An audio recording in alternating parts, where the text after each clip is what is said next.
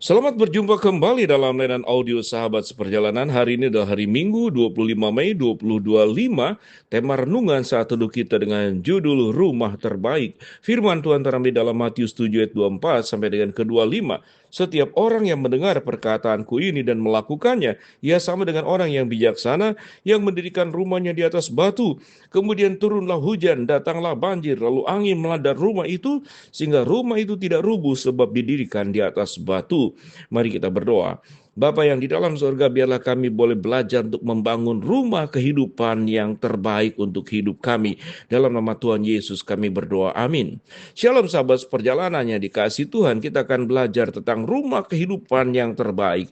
Rumah adalah fisik yang kita pahami, di mana kita tinggal, kita mandi, kita beraktivitas, kita terhindar dari yang namanya panas terik, kemudian juga hujan. Maka rumah adalah satu bagian kehidupan sama dengan setua sejarah manusia. Kalau kita lihat tentang proses bagaimana rumah didirikan dari manusia-manusia di zaman terdahulu, dari mulai pohon yang ditebang, kemudian dibuatlah atapnya dari berbagai macam rumput-rumputan, bagaimana kemudian daun-daunan yang sudah kering, kemudian dibuatlah rumah dari yang sederhana, kemudian sampai rumah gedung yang sangat luar biasa, dan kita boleh melihat bagaimana gedung-gedung pencakar langit yang sangat luar biasa di seluruh dunia, itu sifatnya semuanya adalah rumah.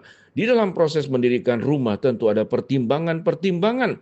Tidak hanya masalah kenyamanan, paling yang sangat mendasar adalah bagaimana rumah itu kuat. Dan firman Tuhan menggambarkan rumah yang kuat itu didirikan di atas batu atau di atas fondasi yang teguh dan kuat.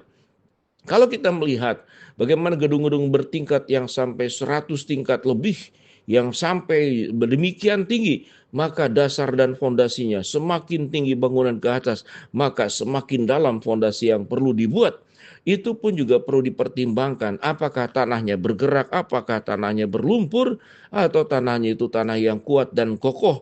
Maka fondasi yang ditanam di dasar yang kokoh dan kuat, tidak hanya dasarnya kokoh dan kuat, tetapi juga bagian fondasi yang dibuat pun itu kokoh dan kuat, maka bangunan ke atasnya menjadi aman.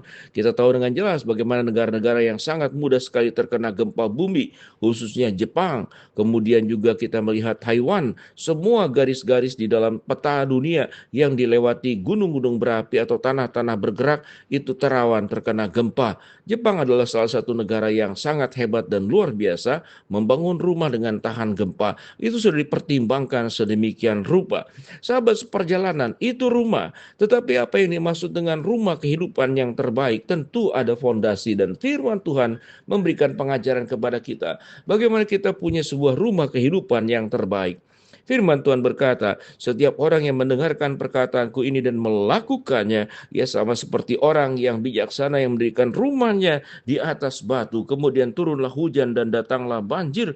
Lalu angin melanda rumah itu, tetapi rumah itu tidak rubuh sebab didirikan di atas batu. Setiap orang yang mendengar perkataanku. Kalau kita berbicara tentang apa itu perkataan firman Tuhan, tentu yang pertama agar hidup kita hidup dalam kebenaran, hidup dalam kekudusan, tetapi juga firman Tuhan mengajarkan kita agar kita juga punya hidup di dalam segala kualitas yang terbaik, untuk punya rumah kehidupan yang terbaik, agar hidup kita punya karakter yang terbaik, agar hidup kita juga punya kesehatan mental, pikiran, termasuk fisik juga yang terbaik, khusus berkenaan dengan fisik. Bagaimana kalau kita sembarangan memasukkan makanan-makanan masuk dalam tubuh kita tanpa pertimbangan, tanpa perencanaan, tanpa memikirkan gizi yang seimbang dan baik, maka hancurlah rumah kita. Apa yang hancur dari rumah yang namanya fisik dan tubuh ini? Segala penyakit akan hinggap ke dalam hidup kita, baik darah tinggi, baik kemudian kencing manis, diabetes, overweight, kelebihan berat badan, kemudian juga bisa cancer. Ada banyak aspek otot yang menjadi lemah, tulang yang keropos dan rapuh, kemudian juga terjadi proses penuaan yang jauh lebih cepat daripada usianya. Kita bisa melihat orang yang mungkin 60 tahun, 70 tahun nampak segar, dan kita kemudian memberikan pujian kepada yang bersangkutan, umurmu 70 tahun tapi seperti 40 tahun. Tetapi ada orang yang 40 tahun nampaknya seperti 70 tahun. Semuanya karena bagaimana dia menjaga rumah kehidupan itu dengan baik. Itu berbicara tentang masalah fisik yang perlu dijaga, makanan perlu olahraga, istirahat yang yang cukup, menghindari berbagai macam pola hidup yang buruk. Demikian juga ada pola hidup yang buruk dalam berucap, dalam berkata-kata, dalam berpikir, dalam merasa, dalam berpendapat, dalam berelasi.